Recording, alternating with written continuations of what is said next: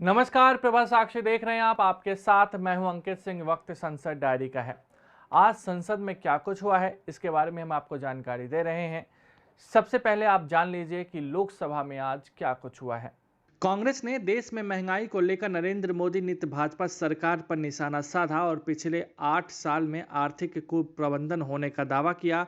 वहीं भारतीय जनता पार्टी ने कहा कि कोरोना के संकट के बाद भी देश में खुशी का माहौल है। कांग्रेस सांसद मनीष तिवारी ने लोकसभा में नियम 193 के अधीन मूल्य वृद्धि पर चर्चा की शुरुआत करते हुए कहा कि पेट्रोलियम उत्पादों पर कर और जीएसटी से सरकार ने अपना बजट तो पूरा कर लिया होगा और अपना खजाना भी भर लिया होगा, लेकिन देश में करोड़ों परिवारों का बजट बिगाड़ दिया और कमर तोड़ महंगाई से गरीबी बढ़ती जा रही है।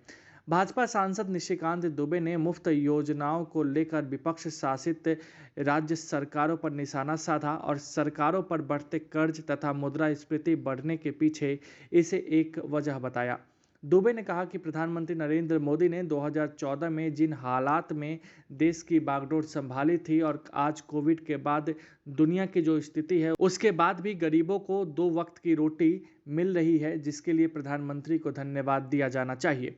दुबे ने कहा कि कोविड के बाद अनेक देशों की हालत खराब है, सभी जगह रोजगार छिन रहे हैं और मुद्रास्फीति बढ़ रही है। उस स्थिति में भी यह देश बदल रहा है, खुश है और यहाँ गांव, गरीब, आदिवासी, किसान को सम्मान मिल रहा है।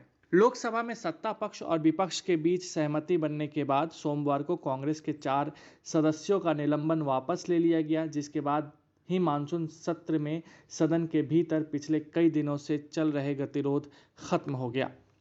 लोकसभा ने राष्ट्रमंडल खेलों में पदक जीतने वाले खिलाड़ियों को सोमवार को बधाई दी और इस खेल प्रतियोगिता में भाग ले रहे सभी खिलाड़ियों को आगे के लिए शुभकामनाएं भी दी।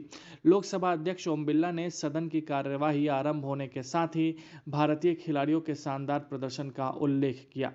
विभिन्न मुद्दों पर विपक्षी सदस्यों के हंगामे की वजह से सोमवार को राज्यसभा की बैठक 2 बार के स्थगन के बाद दिन भर के लिए स्थगित कर दी गई। राज्यसभा में सोमवार को नेता प्रतिपक्ष मल्लिकार्जुन खड़गे ने मांग की है कि केंद्रीय मंत्री पीयूष गोयल और निर्मला सीतारमण द्वारा कांग्रेस अध्यक्ष सोनिया गांधी के बारे में जो टिप्पणी की गई है उसे कार्यवाही से निकाल दिया जाना चाहिए और इन दोनों मंत्रियों को इसके लिए माफी मांगनी चाहिए। खड़गे ने यह मांग गोयल एवं सीतारमण द्वारा 28 जुलाई को उस टिप्पणी के बारे में की जिसमें दोनों मंत्रियों ने लोकसभा में कांग्रेस के नेता अधीर रंजन चौधरी द्वारा राष्ट्रपति के बारे में दिए गए विवादास्पद बयान को लेकर विपक्षी दल की अध्यक्ष सोनिया गांधी का उल्लेख किया था। संसद ने सोमवार को भारतीय अंटार्कटिक विधेयक 2022 को मंजूरी प्रदान कर दी, जिसमें अंटार्कटिका में भारत की अनुसंधान गतिविधियों तथा पर्यावरण संरक्षण के लिए विनियम ढांचा प्रदान करने का प्रावधान है। राज्यसभा में विभिन्न मुद्दों पर विपक्षी सदस्यों के हंगामे और नारेबाजी के बीच इस विधेयक पर संक्षिप्त चर्चा हुई और पृथ्वी विज्ञान मंत्री जितेंद्र सिंह ने उसका संक्षिप्त जवाब दिया। इसके बाद सदन ने इसे ध्वनिमत से पारित कर दिया।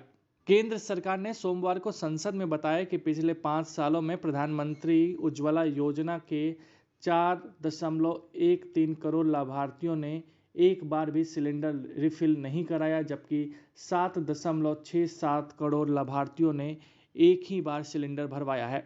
पेट्रोलियम और प्राकृतिक गैस राज्य मंत्री रामेश्वर तेली ने राज्यसभा को एक सवाल के लिखित जवाब में यह जानकारी दी है।